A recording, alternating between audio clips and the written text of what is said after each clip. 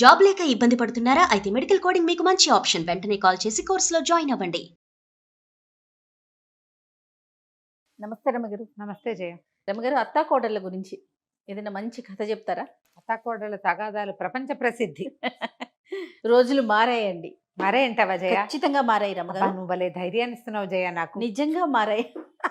గజం కేవలం 500 రూపాయలతో 1210 గజాల భూమి కేవలం 6 లక్షలు మాత్రమే. కోడళ్ళు రాబోతున్నారడా? లేదు, లేదు. మీరు ఫ్రెండ్లీ అత్తగారు రమగారు. నేను చాలా ఫ్రెండ్లీ జయ. 100%. కానీ నిజంగా రోజులు మారాయండి. ఒకప్పటితో కంపేర్ చేసుకుంటే మనం చాలా తక్కువ వింటున్నాం. అంతే అంటమ్మా. ఫ్రెండ్స్గా ఉండే నేచర్ని మనం చూస్తున్నామండి. కోడలతో అత్తగారు, అత్తతో కోడలు కూడా సేమ్. అదే హోప్ సో. పూర్వం ఒక రంగాపురం అనే ఊళ్ళో రాజమ్మ అని ఒక ఆవిడ ఉండేదట. ఆవిడ గంప గయ్యాళి. ఆవిడకు ఒక కొడుకున్నాడు వీరయ్య. భర్త లేడు.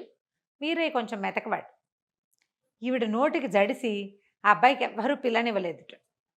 ఎన్ని పెళ్లి సంబంధాలు వచ్చినా 2 వాక్యాలు మాట్లాడంగానే వాళ్ళకి అర్థమైంది ఈవిడేంటి కొంచెం లౌడ్గా ఉండటం. లౌడ్ చాలామంది ఉంటారు, గట్టి గట్టిగా మాట్లాడేస్తారు. అవి నాకు భయం వేస్తుందమ్మో చాలా లౌడ్ అని. ధోరణిగా మాట్లాడడం. ఆ ధోరణిలో తగ్గించుకోకపోతే మా అబ్బాయిలకి పిల్లల్ని ఇవ్వరు. జాగ్రత్తగా ఉండాలి. జాగ్రత్తగా ఉండాలి. నాకు లేదు రమగారు టెన్షన్. మేము లౌడ్ కాదు. అయితే అదే కాకుండా చుట్టుపక్కల వాకప్ చేయగానే అమ్మో ఇది గంపకయ్యాలి, దీని చేతికి ఇంకేమన్నా పిల్లని చంపేస్తుంది అలా చెప్పేవాళ్ళు. క్రమంగా పెళ్లి సంబంధమే రావడం మానేసింది. అయ్యో, ఆయన 22వ ఏటో 23వ ఏటో మొదలుపెట్టారు. ఆ వీరయ్యకి 30 దగ్గర పడుతున్నా సంబంధాలు కుదరల. అయితే ఏమైంది, ఒకనాడు ఇతను ఏదో పక్క ఊళ్ళో ఏదో గేదెల బేరం కోసం వెళ్ళి ఆ ఊళ్ళో చెరువు గట్టున మంచినీళ్ళు తెస్తున్న ఒక అందగత్తెని చూసి ఎంతో బాగుందని ఎవరినో కనుక్కున్నాడు. మీ వాళ్ళేనోయ్ అన్నారు. ఇతను వాళ్ళ ఇంటికి పోయాడు. మీ అమ్మాయిని నాకు ఇచ్చి పెళ్లి చేయండి అని అడిగాడు. అడిగేసరికల్లా ఆ పిల్లని లోపలికి మజ్జిగ దేమ్మా అని లోపలికి పంపించి వాళ్ళ నాన్న చెప్పాడు, బాబు మీకు తెలుసో తెలీదు అనండి, మా పిల్ల బ్రహ్మరాక్షసి. మా ఈ ఊళ్ళో అది పోట్టాడని వాళ్ళు అది తిట్టని వాళ్ళు ఎవ్వరూ లేరండి, ఆలోచించుకుని చేసుకోండి శభాష్ అనేసరికల్లా ఇతనికి పిల్లేమో నచ్చింది. గయ్యాళమ్మ అలవాటే వాడికి. తెలుసా వాడికి వాళ్ళ అమ్మ గయ్యా? తెలుసు. తెలియకేందుకు తల్లుల గయ్యాళితనం పిల్లలకి తెలియకుండా ఎందుకు ఉంటుంది? వాళ్ళ అమ్మ కాబట్టి భరిస్తారు, యాక్సెప్ట్ చేసేస్తారు కదా రమ్మగారు. ఆడపిల్లలైనా మగపిల్లలైనా తమ తల్లుల లౌడ్నెస్ని ఒప్పుకుంటారు వాళ్ళు. అలవాటు అంతే. ఇంకా కసిరేస్తూ ఉంటారు. తల్లి మీద ప్రేమ ఉంటుంది కదా జయ, తల్లులతో సన్నికర్ష ఉంటుంది. అయినా గయ్యాళి వాళ్ళు పిల్లల్ని కసురుతారు కానీ మరీ అంత గయ్యాళిగా ఉండరు, బయట వాళ్ళతో ఎక్కువ ఉంటారు. అక్కడి నుంచి ఏమైంది, ఇతను పెళ్లి చేసుకుంటానన్నాడు. పర్వాలేదు పెళ్లి చేసేయండి, మీ పురోహితుడిని పిలవండి అంటే సరే ఏం చేశారు, సాయంకాలం మంచి ముహూర్తం ఉందని ఇంకా అమ్మలేదు ఏం లేదు, పెళ్లి చేసుకున్నాడు. చేసేసుకుని ఆ పిల్లని తీసుకొచ్చాడు. ఆ పిల్ల పేరు ఇందిర. తీసుకొచ్చేసరికల్లా ఆవిడ ముందు నిర్ఘాంతపోయింది. ఎవరెవరా ఇంత పని చేస్తావా అంది. కానీ తర్వాత ఏమనుకుంది, పిల్ల అయితే చక్కని చుక్క, ఎక్కడా సంబంధాలు రావట్లేదు, ఫోన్లే పిల్లాడి పెళ్లి కావద్దు, సరేలే అని ఊరుకుంది. 1 నెల రోజుల పాటు కోడల్ని బాగా ముద్దుగా చూసుకుంది. ఆ అమ్మాయి కూడా వాళ్ళ అమ్మ నాన్న చెప్పి పంపించారు, అణిగి మణిగి పడుండవే, ఇప్పుడే పెళ్ళయింది నీకు, లేకపోతే పెళ్లి కూడా అవ్వదు, నీ పేరు తెలిసి ఎవరు రావడం లేదు అని అమ్మా నాన్న కొంచెం నచ్చ చెప్పారు. ఈ అమ్మాయి 1 నెల రోజులు ఆగింది. ఆ తర్వాత అంటే చిరాకులు పరాకులు బిసుకులు కసుకులు నానా గందరగోళం. అత్త కోడళ్ళు. ఇతను ఎక్కడికైనా వెళ్ళి ఇంటికి వస్తే వంట అయ్యేది కాదు, మీ అమ్మతో పెట్టించుకోమనేది ఆవిడే. నీ పెళ్ళం ఏం చేస్తుంది, కూర తీసుకొచ్చావు కదా అంటుంది ఈవిడే.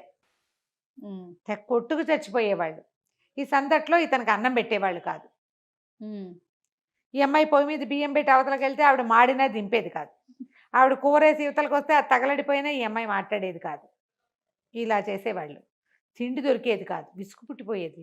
కానీ అతను సహజంగా మెతకవాడు అవటంతో వాళ్ళిద్దరూ ఏం చెప్పినా ఏం మాట్లాడినా గొడవకి దారి దిగన. మా అమ్మతో ఏమిటి ఇలా అన్నవట అని ఆవిడని అడిగేవాడు కాదు, దాని ఎందుకే అమ్మ అలా అన్నవట అని అమ్మని అడిగేవాడు కాదు. ఇద్దరు అలాగుండేవాళ్ళు. ఈ లోపల ఏమైంది, ఆ ఊరు పెదకామంది గారు అబ్బాయి పాము వాత పడిపోయాడు. పాము గారపోతుంటే ఇతను ఆ పాముని తప్పించాడు. వీరయ్య మగ అబ్బుకొని పిల్లాన్ని వెనక్కి లాగేసి పాముని కొట్టేశాడు.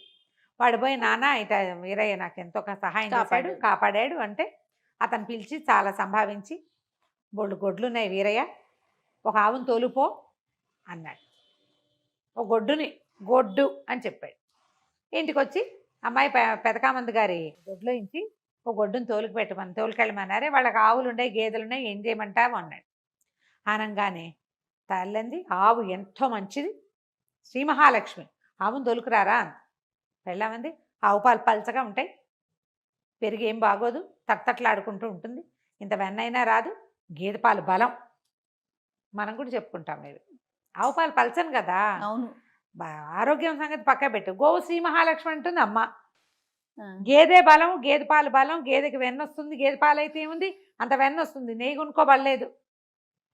చెంబడి పాలు ఇచ్చిందంటే బయట ఎవరికైనా పోస్తే 10 రూపాయలు కూడా వస్తాయి. ఆవు పాలతోటి ఏమొస్తుంది?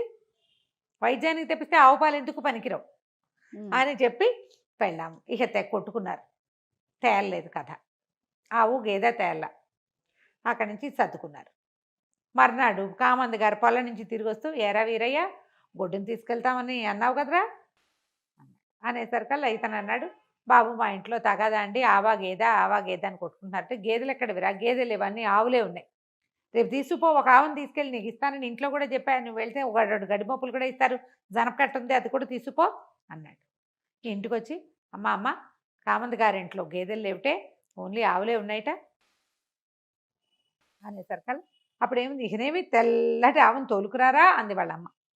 తెల్లావేమందంగా ఉంటుంది, నల్లటావైతే అందంగా ఉంటుంది, నల్లావు పాలు కొంచెం చిక్కగా ఉంటాయి, నల్లావుని తోలుకు రావాల్సిందే అంటుంది పెళ్ళాం. మళ్ళీ స్టార్ట్. ఏంటి నీకంత తెలిపిచ్చి అంటే, నీకు మాత్రం నలుపుకేం తక్కువ, నువ్వు నల్లగా లేవా అని కోడలు అంటుంది. నీకు నలుపెందుకు పనికిరాదు, నువ్వు మాత్రం నల్లగా లేవా, ఓకే, నువ్వేమైనా పెద్ద అందంగా ఉన్నావా అని. తెలిపైతే ఏమి తెలుపు, నీకు తెలుపు కాబట్టి తెలిపే కావాలి, ఇలా కొట్టుకున్నారు. 2 రోజులు వెళ్ళల. 3వ రోజున మళ్ళీ కామంది గారు కనపడ్డాడు. ఏరా గొడ్డిస్తానంటే వద్దా నీకు వీరయ్య, తీసుకెళ్ళవేమిట్రా అన్నారు.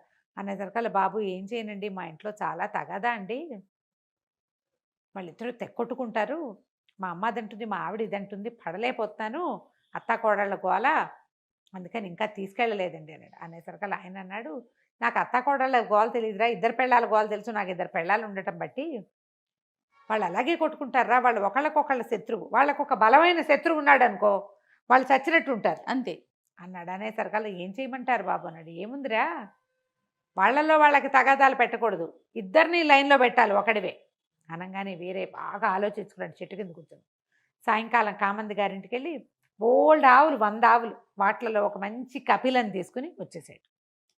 ఎర్రగా ఉంటుంది కపిల. పాకెట్లోకి వచ్చిన ఆవును చూడగానే నిర్ఘాంతపోయారు వీళ్ళు, అత్తాకోడలు. అవురవరా, తెల్లటి ఆవును తోలుకోమంటే ఎర్రావును తెచ్చావేరా, నీ మొహం మండా అంది తల్లి. పెళ్ళామంది, బుద్ధి లేదు నీకు, మీ అమ్మలాగానే నువ్వు కూడా అంతే, చెప్పింది చెవినేసుకోవు అన్నది.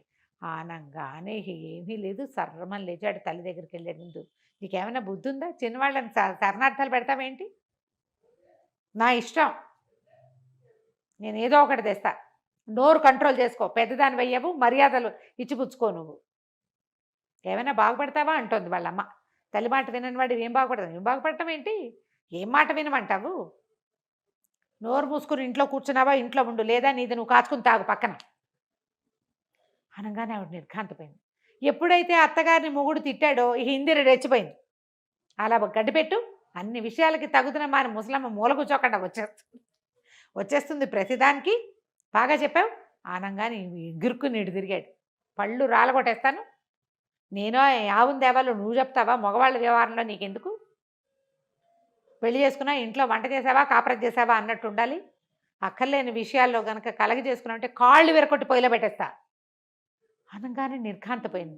తల్లిని కొట్టినంత పనిచేసి ఇందిరిని నిజంగా కొట్టబోయాడు. వాళ్ళిద్దరూ నోరు చేసుకున్నారు, వాళ్ళకి అలవాట్లేదు వెనక్కి తగ్గటం, మాట విసిరారు, విసరంగానే ఇతని మీదకి వెళ్ళిపోయాడు. ఎప్పుడైతే నిజంగా కొట్టబోయాడో బిక్క చచ్చిపోయారు ఇద్దరు. నిశ్శబ్దంగా ఊరుకున్నారు. ఆవుకు పసుపు రాసి బొట్టు పెట్టండి, దొడ్లో తీసుకెళ్ళి కట్టేయండి, కాస్త గుర్తుపెట్టండి అనగానే వంతుల వారీగా చేశారు పనులు. ఆ తర్వాత నుంచి కొట్టుకోవడం మానేశారు. అతను ఉన్నంతసేపు కుక్కిన పేలలు ఏమిటి, అతను వెళ్ళాక ఇలాగ నన్ను చూసేవా అత్తయ్య, మీ వాడు ఏమన్నాడో అని కోడలు, ఏమిటో వీడు ఇలా తయారయ్యాడు అని అత్తగారు. వాళ్ళిద్దరు మాట్లాడుకున్నారు. ఒక బలమైన శత్రువు ఉంటే వీళ్ళిద్దరూ ఇక కొట్టుకోరు, ఆ శత్రువు అతనే, అతనే కంట్రోల్లో పెట్టుకున్నాడు. ఆ తర్వాత ఇంకా కొట్లాటలు లేవు, గయ్యాళితనాలు తగ్గిపోయినాయి. సాగుతూ ఉంటే కదా మాకు గయ్యాళి, అంతే కదా కదా. ఈ కథని ప్రతి అత్తగారు కోడలు వినాలి. ప్రతి కుమార్ రత్నము వినాలి. అంతే. వింటే ఈ గొడవలు తగ్గుతాయి. Right కథ అండి. కంచికి మనం వింటాం. నమస్తే రమ్మగారు. నమస్తే.